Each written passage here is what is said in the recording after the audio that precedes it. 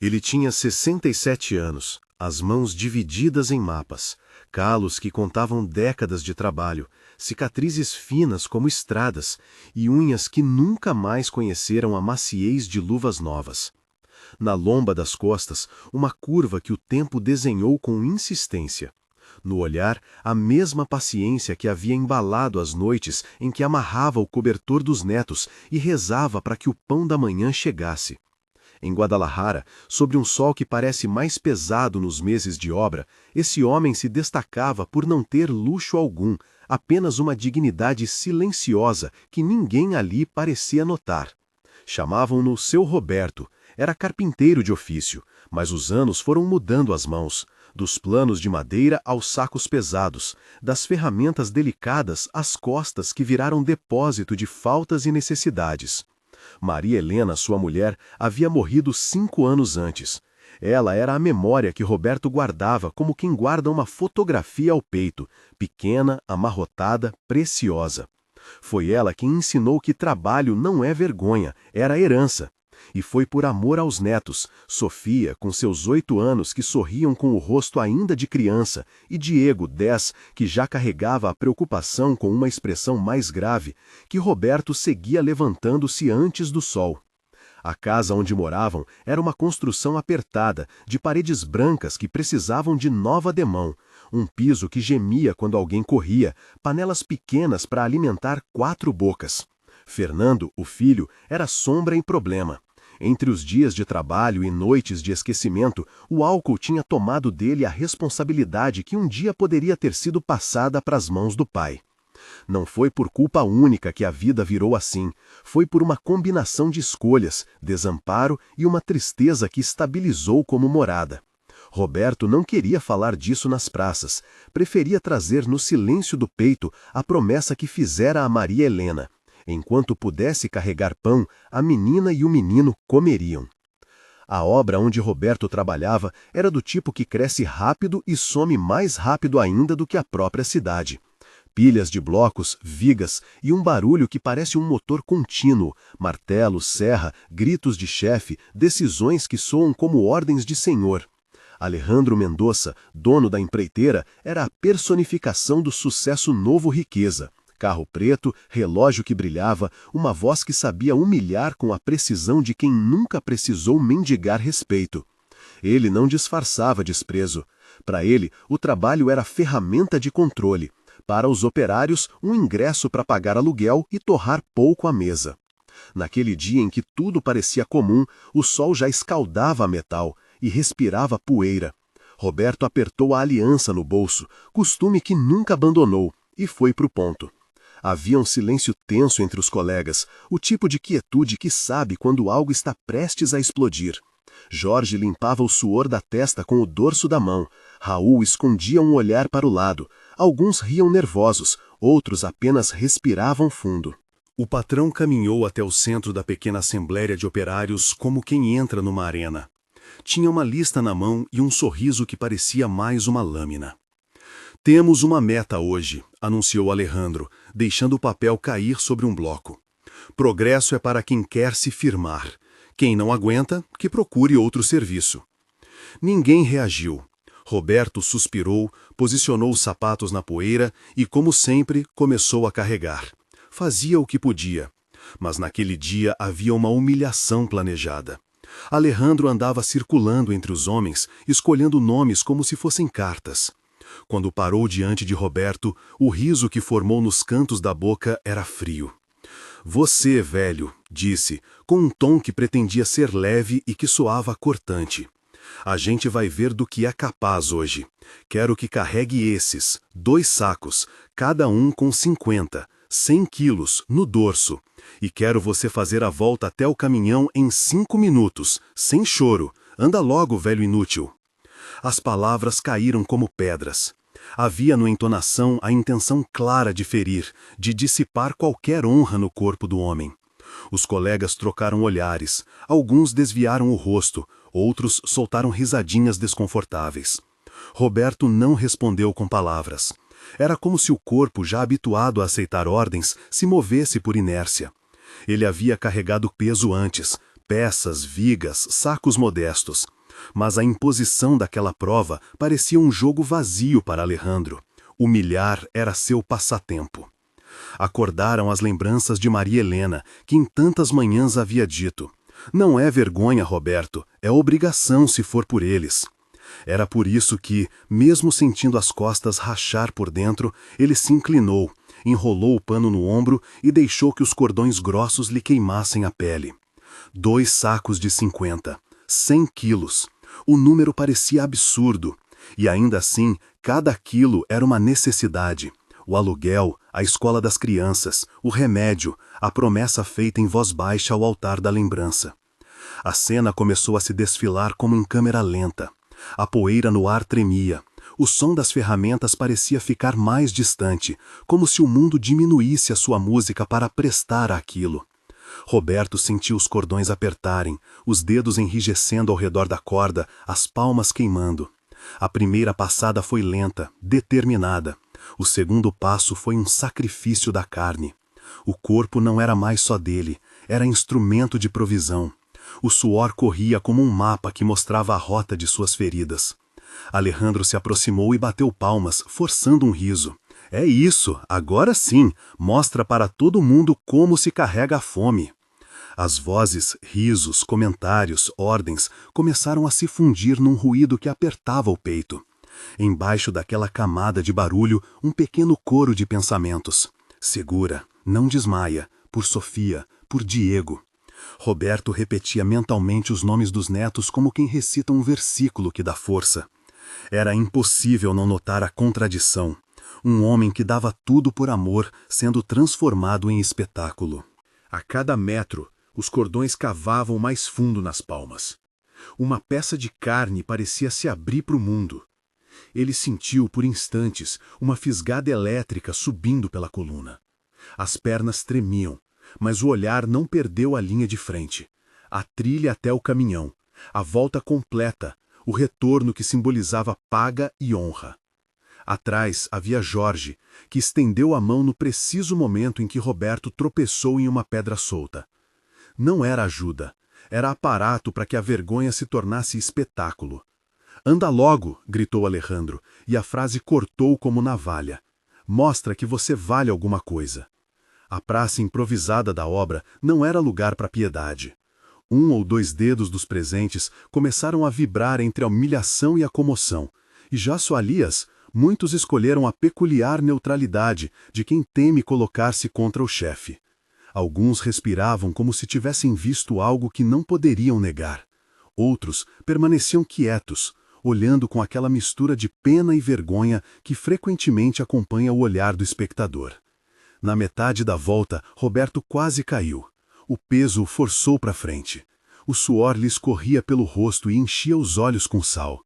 As mãos, já marcadas, começaram a sangrar nas fricções dos cordões. Pequenos fios de sangue desenharam trilhas que, minutos antes, ninguém poderia imaginar que existiam ali. A dor cresceu, a respiração ficou mais curta, a cabeça zunia, o mundo se reduziu a 2 coisas, o peso e o ar. Em cada inspiração, uma contagem. Em cada expiração, uma lembrança de Maria Helena costurando as noites em que rezavam pela mesa. Quando os 2 sacos tomaram de novo o equilíbrio em seus ombros, alguém, talvez com intenção de reforçar a humilhação, esticou um celular. A luz de uma tela iluminou o rosto de Roberto, e naquele instante ele se viu igualado à imagem que espalharam por meses sobre os trabalhadores, minúsculo em frente ao poder. Os dedos, calejados, procuravam por uma resposta que não vinha. Sofia talvez estivesse lá, dias antes, esperando por ele com um desenho amassado na mão. Diego, que já sabia consertar uma cadeira com sobras de pregos, precisava que o avô voltasse são. Essas imagens perpassavam a cena com a delicadeza de uma prece. Roberto se lembra do que a esposa dizia: "Quem serve com amor não erra." Amor e trabalho se misturavam. A honra de um homem se tornava a moeda da casa. No chão, a pedra traiçoeira fez o pé escorregar. Havia um segundo de silêncio absoluto, um desses instantes em que tudo parece segurar a respiração. E depois, o corpo de Roberto perdeu o equilíbrio. O peso que carregara por anos pareceu concentrar-se numa única linha, numa falha, num segundo em que a gravidade cobrou seu preço. Ele foi ao chão com um estrondo abafado. O impacto fez o pó subir ao redor, como se a terra quisesse proteger a queda. As pessoas cochicharam, alguém cuspiu no chão. Alejandro soltou uma gargalhada que soou mais alta por causa do silêncio que sucedeu. Quando caiu, os sacos deslizaram pelas suas costas e rodaram no chão. O som foi um testemunho seco da cena. Pano raspando, pó caindo, cordões saindo das mãos suadas. O primeiro contato do corpo com o solo foi acompanhado por um rio de dor que atravessou a coluna. Um riso nervoso e baixo explodiu atrás dele. Alguém gritou que era brincadeira, que era para acordar, mas a verdade era que a humilhação havia atingido o ponto de avaria. Os homens ao redor começaram a se mover de maneiras diferentes. Uns se aproximaram com passos lentos, quase que para não tocar a vergonha. Outros se afastaram com olhares que não queriam assumir o peso de testemunhar. No chão, Roberto permaneceu um tempo que pareceu muito longo. A pele do rosto suava terra. As mãos, agora tremendo, limparam o sangue que brotara nos cortes mais recentes. Ele ouviu palavras vindas de todos os lados. "Levanta, velho! Não faz drama! Vai, se mexe!" Havia também um ruído que vinha do escuro do fundo, passos que se aproximavam, vozes abafadas que pareciam querer dizer algo, mas que seriam varridas pelo formato da situação. Numa tentativa quase íntima, alguém, Jorge, ajoelhou-se e segurou no ombro de Roberto, murmurando algo que parecia mais um pedido que um auxílio. "Se levantasse, Roberto, eu te ajudo." Mas não eram as mãos fortes de Jorge que Roberto buscava. Era algo mais frágil e mais seguro, a lembrança de uma oração repetida nos bancos de madeira da velha igreja. Ele ouviu, do fundo do poço onde a dor o abandonou, a voz de Maria Helena falando com firmeza. "Quando for duro, reza, oremos sempre." E entre o barulho, entre o fôlego pesado e as provocações, Roberto fechou os olhos por um instante e disse em voz pequena, quase só para si: "Senhor, dá-me forças. Não me deixes cair agora." As palavras foram como um fio que ele usou para se sustentar. A resposta, se veio, não foi imediatamente perceptível ao redor. Mas algo aconteceu internamente. A pressão no peito apertou, a cabeça clareou ligeiramente. As pernas, ainda trêmulas, conseguiram buscar apoio no chão. Ele tentou sentar-se, um esforço que consumiu pulmões e coragem. Ao elevar o tronco, sentiu que as costas protestavam de novo. E então, a ideia de acréscimo, de que poderia ser despedido, acusado de preguiça, julgado por um chefe que anotava tudo, apareceu como uma sombra que queria lhe roubar o fôlego. Sentiu-se pequeno e vasto ao mesmo tempo, uma mistura de vergonha e de uma determinação que não se cedia. Foi nesse momento, com o corpo ainda dominado pela dor, que a figura de Alejandro surgiu mais próxima do que antes. Ele caminhou com passos calculados, as mãos nos bolsos do paletó, observando as cenas como se assistisse a um espetáculo que ele mesmo escrevia. Aproximou-se com o rosto rubro pela excitação de ter conseguido aterrorizar alguém sem custo pessoal. Era um homem acostumado a medir o mundo pelo tamanho do seu poder, e ali, naquele pequenino pedaço de chão empoeirado, exercia seu papel com a competência de quem não acredita em limites. "Você não suporta nada, hein?" disse Alejandro, arqueando as sobrancelhas numa expressão que tentava ser desdenhosa. "Isso é fracos. Você não vale nada quando cai, velho." As palavras cortaram mais do que os cordões haviam feito. Havia, no tom, a intenção de obliterar qualquer dignidade que restasse. Os operários sussurraram. Alguns desviaram o olhar. Outros, talvez movidos por um mecanismo de defesa, fingiram não ver. Roberto, com o rosto coberto parcialmente de poeira e sangue, olhou para aquele homem. Não buscou revidar. Havia uma exaustão que ia além do físico, vinha do coração. Mas ao olhar para Alejandro, algo se acendeu. Não era raiva pura, era uma velha pergunta que vinha de dentro de seu ser. Como alguém aceita humilhar outro por garantia de próprio prazer? Antes de cair, havia uma lembrança antiga. Maria Helena cantando enquanto ele consertava uma cadeira. Fernando pequeno correndo no quintal. A primeira vez que segurar um neto e sentir que a vida voltava a ser útil. Esse nó de memórias fez-lhe calar a vergonha por instantes. Ele tentou se levantar, mais para mostrar que não foi derrotado por completo do que por qualquer esperança de vitória. Mas o corpo não cooperou. As pernas cederam e ele recaiu, desta vez sem a graciosidade de quem ainda se sustenta pelo amor. A queda foi mais feia, mais definitiva. Um ruído seco estalou na coluna. O ar que antes parecia abundante, agora parecia perdido. O som mudou ao redor. Conversas baixaram. Alguém deixou cair uma ferramenta ao chão. A máquina ao longe continuou trabalhando, indiferente, como se a cidade não tivesse sentimento para os lutos que ali ocorriam.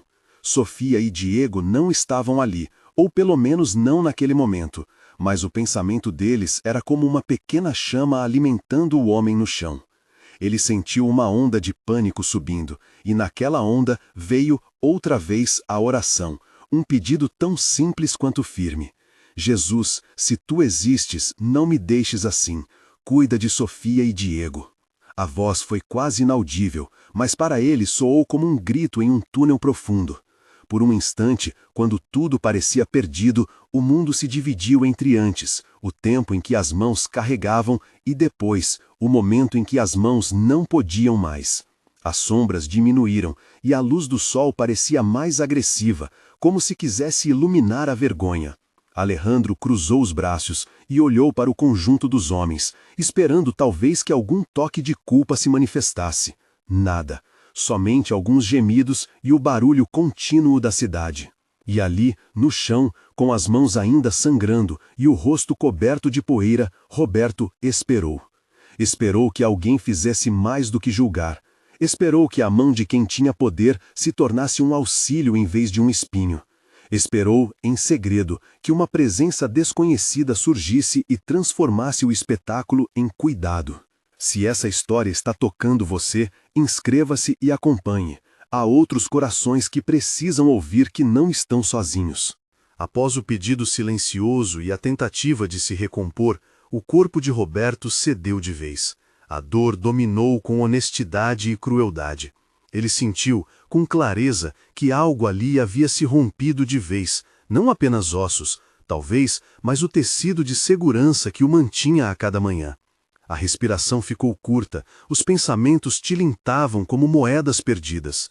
Quando a lucidez ainda permitia, ele pensou novamente nos netos, no nome da esposa, no rosto do filho que havia perdido o rumo. Um desejo simples dominou sua mente, que, se precisasse partir, que fosse com a certeza de que havia tentado, que aqueles meninos não passassem fome por sua causa. As vozes ao redor agora eram um pano de fundo confuso. Alguns propuseram chamar uma ambulância, outros disseram que ele deveria se levantar e ir para casa. Alejandro, observando de pé, ainda não havia demonstrado sinais de arrependimento. Os olhos dele, por trás do óculos de sol, eram duros. Havia um espaço enorme entre a posição em que se encontrava, homem de poder, e a situação humilde do avô ferido. Nesse espaço, a cidade seguia indiferente. Passos de pedestres distantes, buzinas, o zumbido constante de uma vida que não para. Enquanto aguardavam uma decisão, chamar ajuda ou simplesmente fingir que aquilo não passava de mais um incidente, Roberto sentiu uma mão pousando em sua testa. Era uma mão pequena e morna, uma criança que, sem autorização formal, entrou no terreno da dor. A mão pertencia a Diego? Não. Era mais provável que fosse a mão de alguém vindo de fora, um curioso que havia olhado para a cena e decidido aproximar-se. Uma pequena gota de água caiu sobre a testa suada de Roberto. Uma respiração mais calma. Talvez fosse água normal de alguém que havia se preocupado. Talvez fosse apenas um gesto. Mas para Roberto foi como uma janela que se abriu num cômodo escuro. Os olhos de Roberto se concentraram naquele gesto, e num instante em que buscou um rosto para agradecer, percebeu o vulto de um homem não muito velho, de roupas simples, mas com um olhar que possuía uma qualidade difícil de traduzir.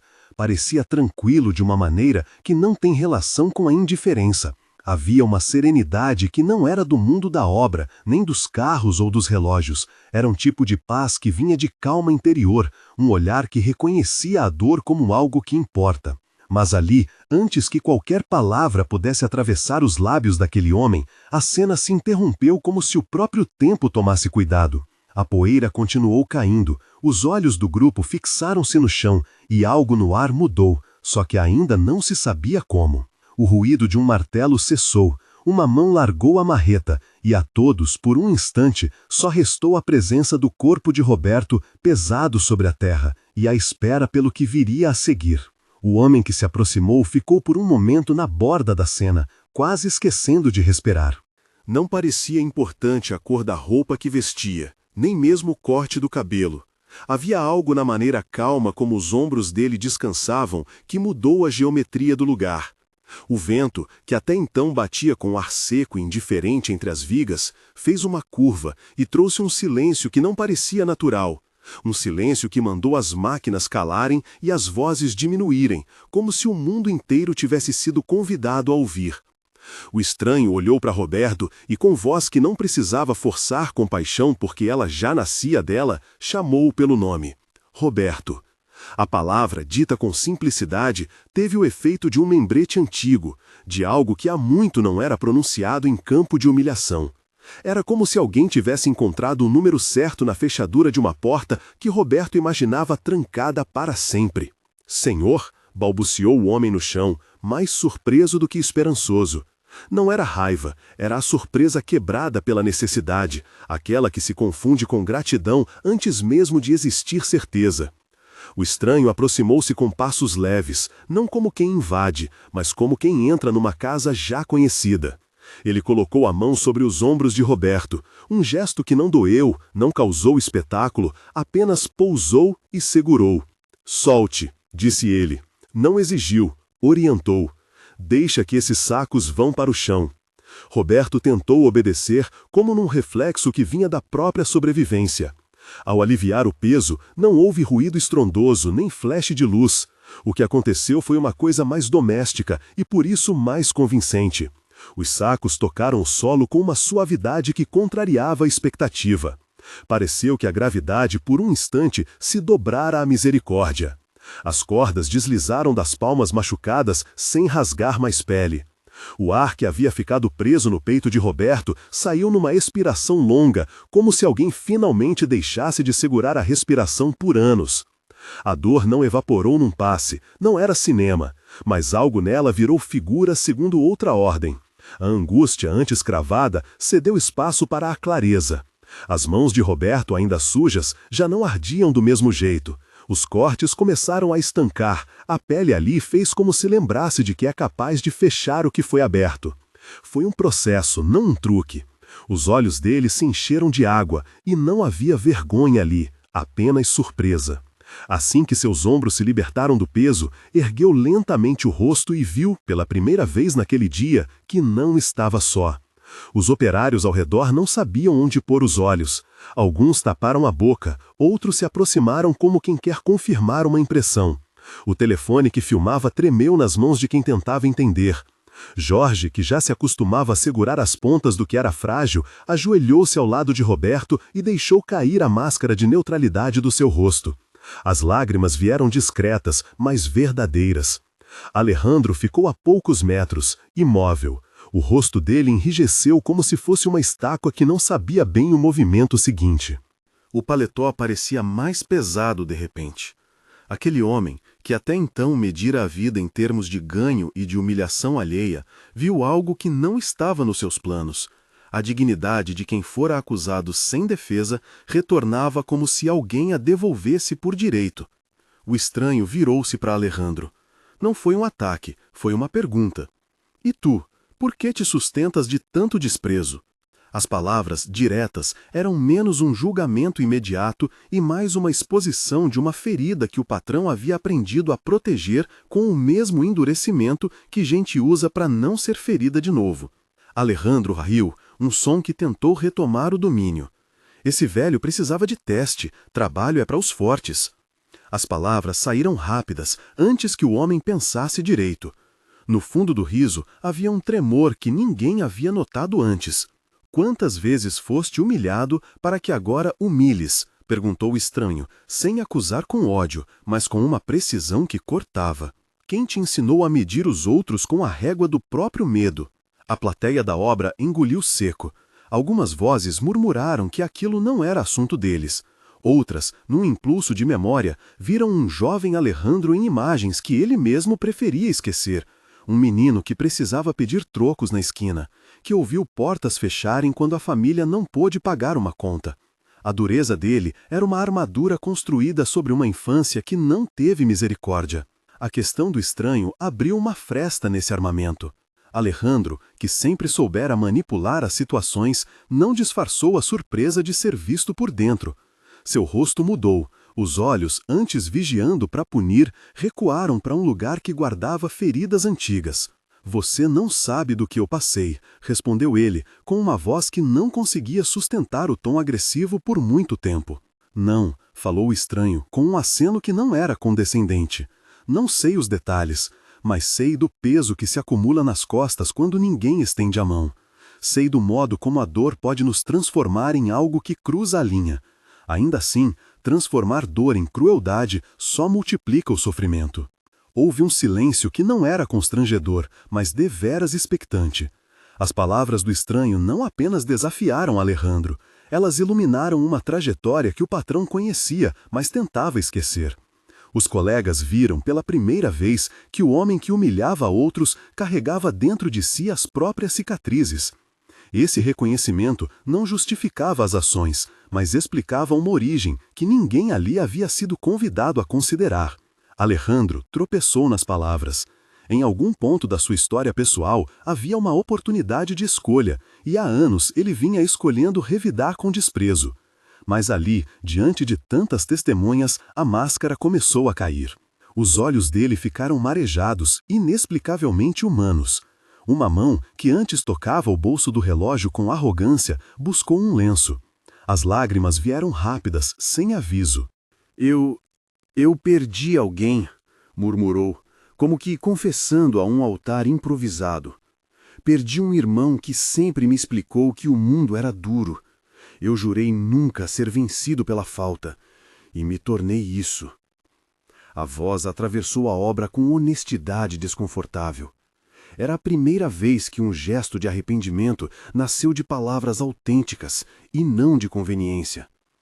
O estranho observou-o com calma e então recomendou um passo concreto. "Reconhece, pede perdão, repara onde puderes, não com palavras vazias, mas com ações que sustentem dignidade." A simples indicação de reparo teve um efeito prático. Alejandro olhou para o chão, tomou ar e caminhou até onde Roberto estava. Não foi uma marcha teatral, foi um caminhar titubeante, como quem descobre que há uma estrada nova a cada passo. Parou diante do homem que tantas vezes o havia servido, não por ser fraco, mas por ser humano. O patrão se curvou, não no tom de quem ordena, mas num gesto que soou como pedido sincero de perdão. "Roberto", disse ele, a voz tremendo, "perdão, não deveria ter tratado você assim, não devia ter permitido que isso acontecesse. Paguei mal, fui cruel." As palavras não apagaram a humilhação, mas foram um começo. De forma pública, Alejandro estendeu a mão e ajudou a levantar Roberto, um gesto concreto que quebrou protocolos de quem sempre fazia o contrário. Pessoas ao redor praguejaram com surpresa.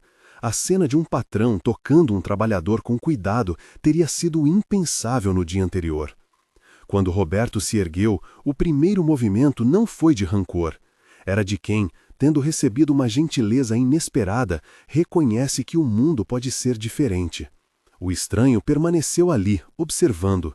Alguns se aproximaram para agradecer, outros para tocar o ponto onde o milagre tinha acontecido. Ninguém falou em fórmulas. Alguns cochicharam que aquilo era obra do céu, outros que fora apenas um gesto humano que resultara em algo bom. O que ninguém poderia negar era que naquele instante a fisiologia do lugar mudara, as pessoas respiravam diferente, a vergonha de alguns deu lugar à esperança de outros. Roberto sentiu dor e sim, sentiu a articulação ainda reclamando, mas havia esperança real e prática. Alejandro autorizou que Roberto fosse ao posto de saúde municipal, que se consultasse e que a obra pagasse a conta. Além disso, diante de todos, o patrão anunciou que revisaria as condições de trabalho e pararia com as provas humilhantes. Um decreto simples, anunciado ali mesmo, teria impacto maior do que muitos discursos. As regras mudariam, e com elas, o cotidiano de homens e mulheres que se sentiram reduzidos por tanto tempo. E então aconteceu algo ainda mais raro.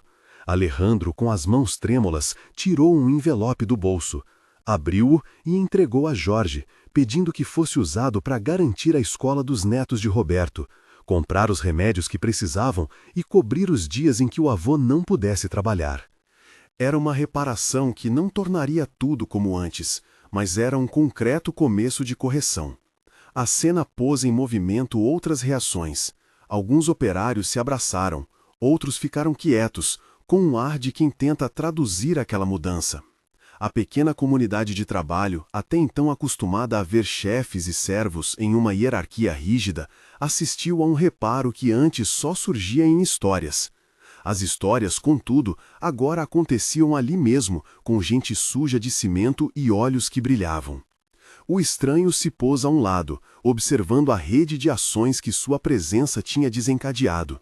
Não falou seu nome, não pediu reconhecimento nem tomou títulos. Para alguns, a presença dele foi simplesmente a de quem representava o que se chama de Jesus, um nome que, no coração de muitos, significa presença ativa ao lado dos humilhados. Alguns operários começaram a sussurrar palavras de louvor, outros apenas deixaram o acontecimento assentar em seus ossos. "Ele falou comigo", murmurou Jorge para outro colega. "Não sei se era um homem qualquer. Era como se a voz tivesse gravado algo no peito. Não era só o que ele disse, mas o jeito." Roberto, ainda com o corpo reclamando, pôde rir. Era um riso pequeno, de quem redescobre o direito de respirar. Não era uma cura instantânea de todas as dores, mas havia uma restauração que ia além da pele. A sua dignidade, que tinha sido pisoteada diante de tantos, agora foi reconhecida por aquele que exerce autoridade. Isso valia mais do que salário. Era um reencaminhar da própria existência. Nos dias que se seguiram, a vida mostrou que milagres raramente são cataclismos sem consequências práticas. A intervenção daquele homem abriu portas e, mais importante, abriu corações. Alejandro não fez da sua mudança um gesto teatral para ser aplaudido e esquecer em seguida. Ele instituiu medidas, pagou os dias em que Roberto ficou sem trabalhar, garantiu que os sacos tivessem um transporte mecânico para evitar que trabalhadores fossem forçados a carregar peso excessivo, criou um fundo para pequenas emergências entre os que trabalhavam na obra. E talvez o mais significativo, convidou lideranças locais a formular regras que protegessem os operários, medidas que se desenrolaram em conversas com o sindicato e com o posto municipal de saúde. A transformação de Alejandro não foi instantânea nem total, não era uma troca de roupa que resolvesse feridas profundas.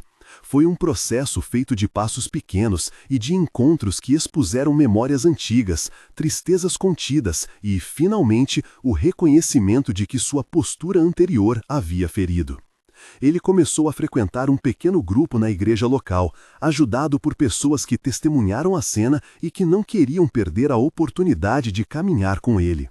Lá, ouviu histórias de perdão, de falhas humanas e de como a reparação pode ser feita em pequenos atos diários. Esses encontros não eliminaram sua dureza de uma vez, mas abriram a possibilidade de um coração mais brando. Quanto a Fernando, o filho, a história teve desdobramentos que não podiam ser ditos em um dia. Aquele momento fez com que vizinhos e parentes olhassem para sua condição com menos julgamento e mais oferta de ajuda.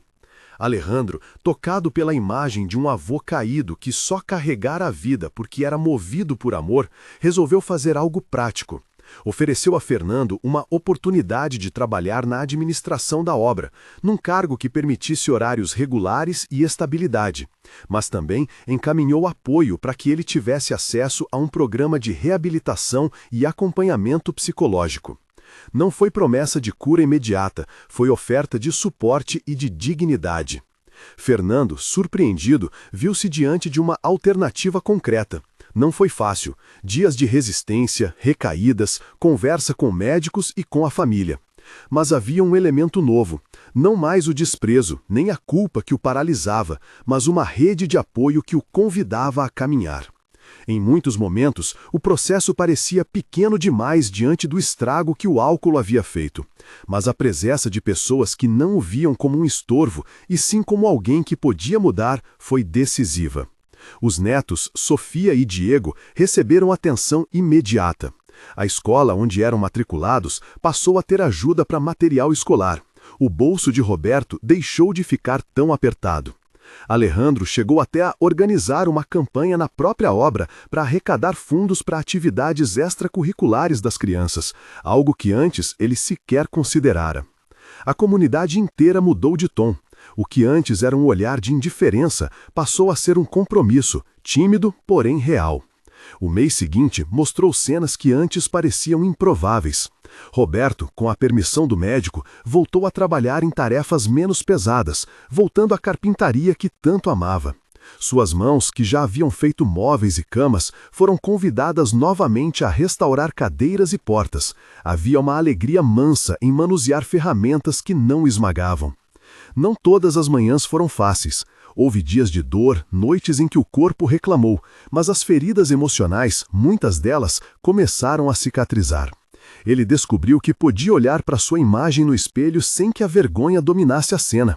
E mais importante, seus netos o viam com orgulho, não por ele ter sobrevivido à humilhação, mas porque sua resistência havia garantido que a casa tivesse comida e que a escola fosse frequentada. A praça onde caíra, que antes só lembrava poeira e ordens, tornou-se um lugar onde a palavra respeito tomou forma concreta. As conversas matinais agora incluíam sugestões de segurança, pequenas iniciativas para ajudar quem estivesse fragilizado e uma disposição crescente para chamar atenção quando algo injusto surgiu. A solidariedade que antes havia sido rara começou a brotar internamente entre os operários. Pequenos gestos multiplicaram-se. Alguém oferecia carona, outro ajudava com ferramentas, outro comprava ingredientes para um jantar coletivo quando algum colega enfrentava dificuldade. A comunidade se reencontrou como tal. Em pouco tempo, a fama da cena se espalhou pela vizinhança de Guadalajara. Gente da igreja, vizinhos e mesmo moradores de outras obras foram ouvir com a curiosidade natural do humano que busca sinais. Alguns queriam apenas confirmar se o homem havia se levantado mesmo. Outros desejavam compreender como uma presença mudou atitudes tão arraigadas. As manchetes locais falaram de um fato curioso. Um avô humilhado que recebeu ajuda inesperada. Mas, enquanto os jornais discutiam, o que realmente interessou àquele bairro foi a transformação cotidiana que se seguiu. Houve também vozes céticas que perguntaram se não se tratara de encenação ou sorte. Essas dúvidas foram enfrentadas com paciência pelas pessoas que viveram os dias seguintes. Havia recibos de pagamento, conversas registradas, programas de saúde marcados. A transparência de Alejandro, que aceitou ser auditado e partilhar as medidas adotadas, dissolveu muitas suspeitas. Ele, que antes se ocultava atrás de riqueza e distanciamento, passou a assumir responsabilidades publicamente. Não foi para salvar a própria imagem. Foi, em muitos momentos, para não repetir o padrão que ele mesmo abominara ao ver no rosto de Roberto. Ao longo dos meses, visitas aos netos tornaram-se rotina. Sofia trouxe desenhos para o avô que agora consertava uma estante na sala. Diego ajudava com os pregos e, com orgulho, dizia aos amigos que seu avô era o homem que aguentou tudo. Essas falas simples sustentaram a dignidade de um lar que quase se desfez. A casa que gemia no piso ganhou nova pintura, paga por uma campanha que misturou doações da obra e o resultado de um pequeno mutirão de carpintaria que Roberto liderou. Ele não recuperou toda a força de outrora, ninguém prometeu isso, mas conquistou o que é talvez mais valioso, a sensação de que sua vida importava e que suas mãos podiam continuar a servir sem serem motivo de vexame. A conversão de Alejandro, sim, pode-se chamar assim porque era uma mudança de direção no coração e nas ações, teve suas dificuldades. Claro, houve dias em que recuou em pequenos gestos, quando o mercado apertou e o velho hábito de medir lucro e custo ameaçava voltar. Mas havia agora pessoas que o lembravam do caminho escolhido. O grupo da igreja, Roberto e os próprios operários que se organizaram para manter a atenção às cláusulas de respeito e segurança. A conversão, assim, se mostrou como um processo humano, cheio de tropeços, mas com passos constantes na direção da reparação. Algumas semanas depois daquele dia memorável, a obra organizou uma pequena cerimônia. Não foi pompa, foi um encontro simples para formalizar mudanças e reconhecer quem havia sido ferido. Alejandro subiu ao pequeno estrado improvisado e, sem microfone, falou. Não para justificar, mas para pedir desculpas. A sua voz falhou e as lágrimas vieram sem aviso. Pediu perdão por usar a autoridade como arma e prometeu acompanhamento às famílias que dependiam do serviço. E, coisa que pegou de surpresa a todos, entregou um número de contato pessoal para que qualquer um pudesse buscar ajuda ou registrar queixas. Era um descaso transformado em abertura. Ali, diante de todos, Roberto falou também. Não havia clima de revancha. Com a voz rouca, fez algo raro, perdoou. Não porque tivesse esquecido, mas porque sabia que o perdão pode ser um remédio que salva tanto quem perdoa quanto quem é perdoado. Eu sou homem de trabalho, disse ele, olhando para a plateia, e meu trabalho é por amor aos meus netos. Isso não me faz menor.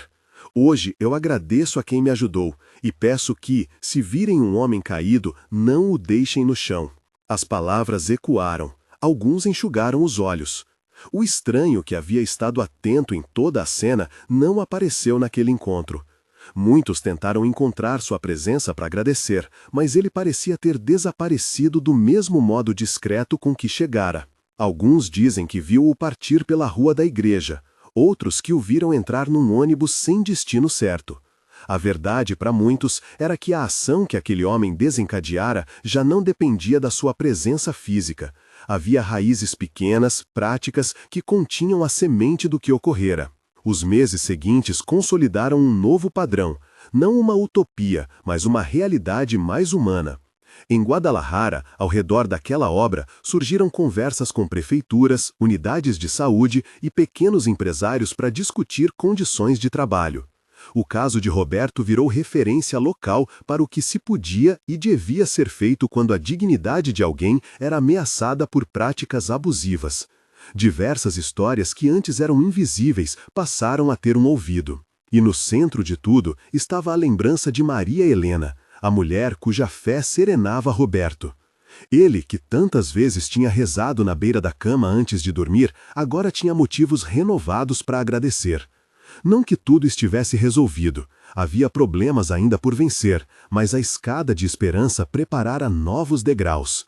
Roberto passou a orar de manhã com seus netos. Era uma oração simples, que dizia coisas como que eu possa trabalhar com força justa e que nossos dias tenham pão e risos. As crianças aprenderam que o amor do avô era uma força real e que havia pessoas dispostas a apoiar a justiça. Algumas pessoas da cidade passaram a afirmar que viram naquele episódio um sinal. Deus olha para os fracos.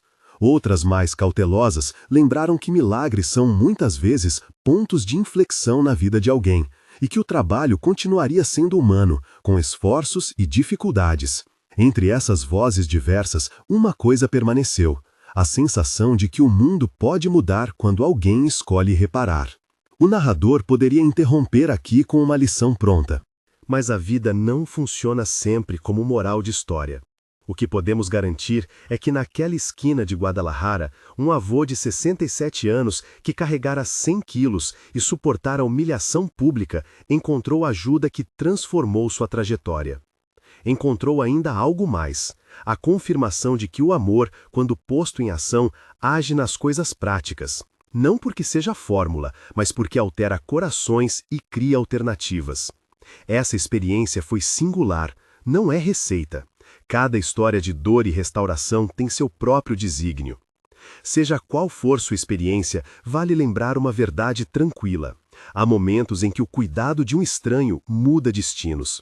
Há outros em que a reparação vem como trabalho coletivo. E há sempre um convite para que olhemos ao redor com olhos diferentes, para que não reproduzamos o desprezo que gera dor. Antes de encerrar, convido quem assiste a refletir. Há pessoas em sua volta que carregam sacos que não deviam carregar sozinhas? Há humilhações silenciosas que podemos interromper com gestos simples de respeito. Não se trata de esperar um milagre grandioso, trata-se de abrir os olhos e as mãos. A história de Roberto nos lembra que a dignidade é construída em atos cotidianos e que a presença de compaixão às vezes chega disfarçada de stranger, de colega, de patrão que decide mudar.